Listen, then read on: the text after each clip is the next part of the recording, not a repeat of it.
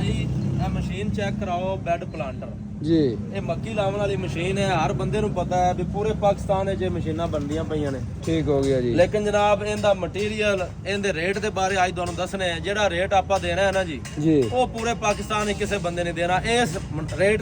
ਇਸ ਰੇਟ ਦੇ ਵਿੱਚ ਇਹ ਮਾਲ ਦੇ ਨਾਲ ਅੱਛਾ ਜੀ ਕਿਧਰੇ ਪੂਰੇ ਪਾਕਿਸਤਾਨ ਵਿੱਚ ਨਹੀਂ ਮਿਲੇਗਾ ਇਨਸ਼ਾਅੱਲਾ। ਠੀਕ ਹੋ ਗਿਆ ਜੀ। ਇਹ ਜਨਾਬ ਉਹਨਾਂ ਨੂੰ ਮਸ਼ੀਨ ਦਾ ਤਾਰਫ ਕਰਾਣੇ ਚੱਲੀਏ ਜੀ। ਪਹਿਲੇ ਨੰਬਰ ਤੇ ਮਾਰਕਿਆਂ ਦਾ ਜਿਹੜੀ ਚੇਂਜਿੰਗ ਕਰ ਦਿੱਤੀ ਹੈ ਜੀ।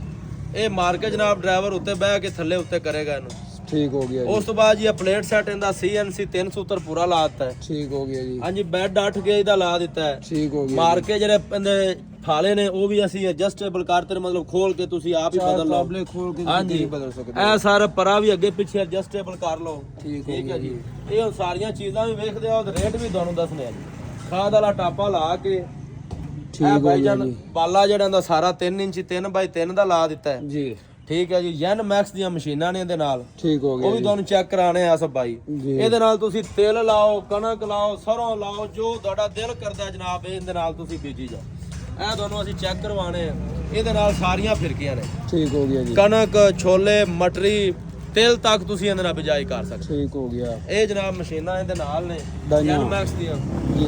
ਜਿਹੜਾ ਆਪਾਂ ਰੇਟ ਦੇ ਦੇਣਾ ਆ ਸਭ ਭਾਈ ਅੱਛਾ ਜੀ। ਉਹ ਪੂਰੇ ਪਾਕਿਸਤਾਨ ਵਿੱਚ ਆਪਣਾ ਚੈਲੰਜ ਹੈ, ਕੋਈ ਬੰਦਾ ਨਹੀਂ ਦੇ ਸਕਦਾ। ਠੀਕ ਹੋ ਗਿਆ ਜੀ।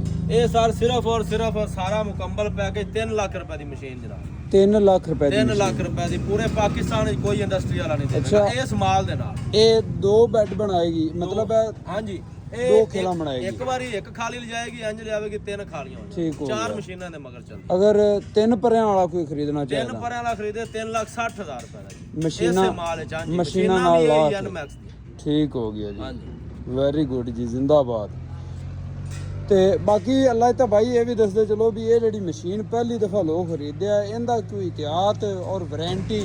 ਇਹਦੀ ਸਰ ਵਾਰੰਟੀ ਇਹ ਹੈਗੀ ਹੈ ਜਿਹੜਾ ਪਹਿਲੀ ਦਫਾ ਲੋਕ ਖਰੀਦਦੇ ਨਾ ਜੀ ਇਹਦੀ ਵਾਰੰਟੀ ਇਹਦੇ ਵਿੱਚ ਸਟੀਲ ਦੀਆਂ ਗਰਾਰੀਆਂ ਨੇ ਮਿਸ ਨਹੀਂ ਕਰਦੀ। ਅੱਛਾ। ਹਾਂਜੀ। ਇਹ ਨਾਗਾ ਇਹਦੇ ਵਿੱਚ ਕੋਣੀ ਦਾ ਇਹ ਵੱਜੇ ਵੁੱਜੇ ਨਾ ਤੇ ਇਹਨੂੰ ਕੁਝ ਵੀ ਨਹੀਂ ਹੁੰਦਾ। ਕਿਧਰੇ ਮਸ਼ੀਨ ਡਿੱਗੇ ਨਾ ਇਹਦੀ ਵਾਰੰਟੀ ਦੇ ਰਹੇ ਹਾਂ ਜੀ। ਇਹਦੀ ਰਿਪਲੇਸਮੈਂਟ ਹੈ ਸੀਜ਼ਨ ਪੂਰਾ, ਇਹਦੀ ਕੋਈ ਪਰੇਸ਼ਾਨੀ ਬਣੇ ਨਾਗਾ ਕਰੇ ਅਸੀਂ ਜਨਾਬ ਰਿਪਲੇਸ ਕਰ ਕੇ ਦੇਵਾਂਗੇ। ਠੀਕ ਹੋ ਗਿਆ ਜੀ।